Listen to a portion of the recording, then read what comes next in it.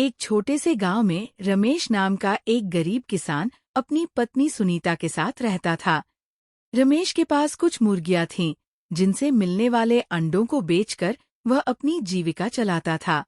एक दिन रमेश ने अंडों की टोकरी में एक अजीब सा अंडा देखा।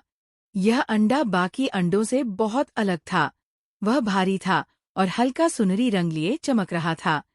उसे देखकर रमेश को लगा कि शायद यह सोने का अंडा है।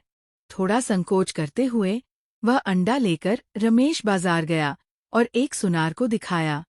सुनार ने अंडे को परखकर पुष्टि की कि अंडा सचमुच सोने का था। रमेश को अच्छे पैसे मिले। इन पैसों से उसने अपने घर की मरम्मत करवाई और जरूरी सामान खरीदा। अगले दिन रमेश ने देखा कि वही मुर्गी एक और सोने का अंडा दे चुकी थी।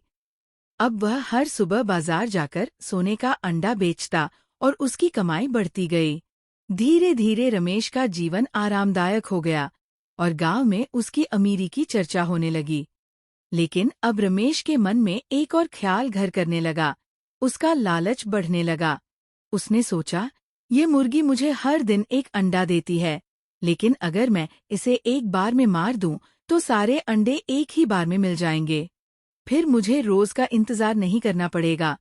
सुनीता ने उसे समझाने की कोशिश की कि हर दिन एक अंडा मिलना ही पर्याप्त है, लेकिन रमेश का लालच उस पर हावी हो चुका था।